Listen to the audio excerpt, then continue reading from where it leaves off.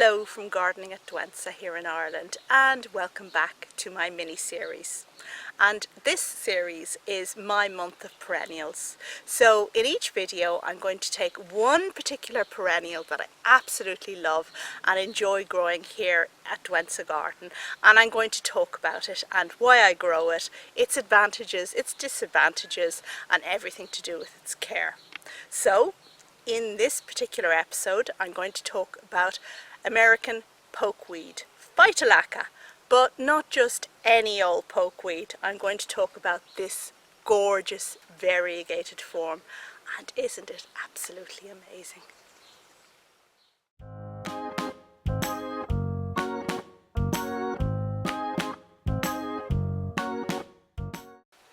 Now you may be wondering why I've chosen the pokeweed as one of my favourite plants, especially since it gets such a bad rap in the States where it's considered an invasive weed, and in fact every part of this plant is extremely poisonous. The berries are poisonous and the birds eat them and then they poop them around the place and the plant spreads.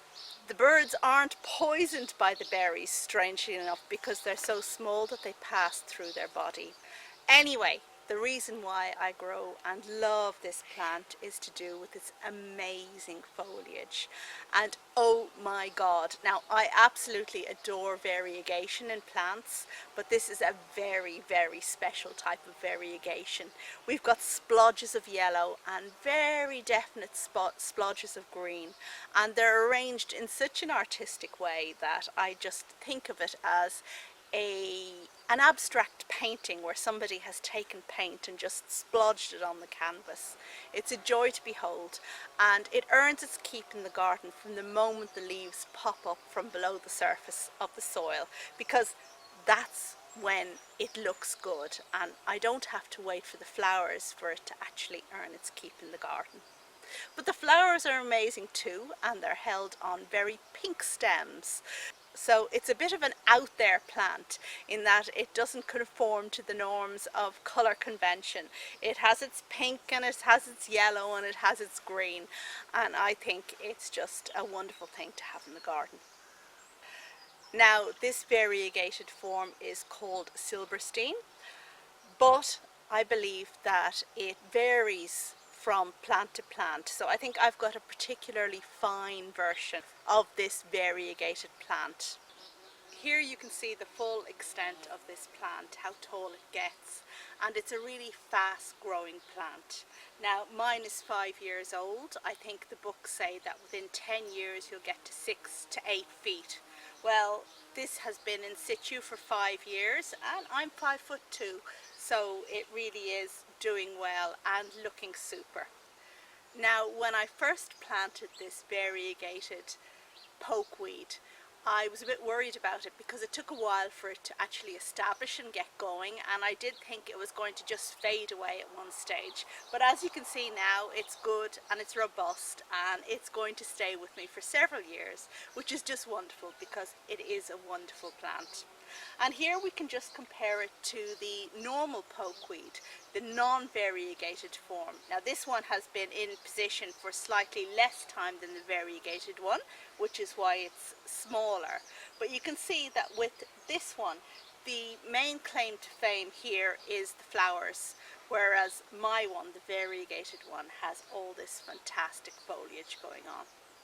So how do we grow this plant? It will tolerate and thrive in sun or partial shade, as I have it here. It takes a variety of garden soils. Just watch out that your soil isn't too sandy. It will like and do well in a good rich garden soil. And it's deciduous, so in autumn it will die back and disappear, and you can cut off the stems and then you're good to go for the next year. Now as I mentioned, it flowers and the berries will be eaten and carried by birds, so if you don't want that to happen, then you can deadhead the stems before the birds actually get them. But then you're going to miss out on the amazing berries, because this plant, it's got flowers, but then later on it's got these amazing black berries that really contribute to the display. And for me, this is a hardy, garden-worthy plant, so it tolerates the winters that I have here in Ireland. It is also suitable for hardiness zones 6 to 8. So, how do you propagate this plant? And the easiest way is to divide the plant in spring, but you can also raise it from seed. Now, we mentioned how the birds can carry the seeds elsewhere in the garden and they will pop up here, there and everywhere. So we know that it grows from seed, but what you don't know perhaps is that the variegation will appear in the seedlings. So it comes true from seed, and that's a very important consideration. Now, when the seedlings emerge, they will be variegated, but the distribution of the variegation in the resultant plants may not be exactly like the parent plant. So keep the best ones and discard the ones that aren't quite as good, or aren't quite as variegated, or aren't quite as prettily variegated as the one that you had originally. And I can tell you, since I put up photographs of this plant in my usual social media places, I've had a lot of friends who are very interested in getting a seedling from this plant. It really is a desirable and wonderful thing, and one that will earn its keep in anybody's garden. So I think that's all that I have to say about Phytolacca. I hope you liked this video, and if perhaps you already know the plant and don't like it, perhaps you consider growing the variegated form. And if you don't know the plant, then why not experiment? Why not take a punt? Because who doesn't want these amazing leaves in their garden all summer long?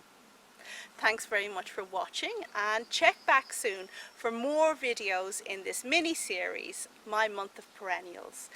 I will be making 30 videos in total. Some of them are already made, and you can expect to hear lots about the plants I grow and love here at Douentza Garden.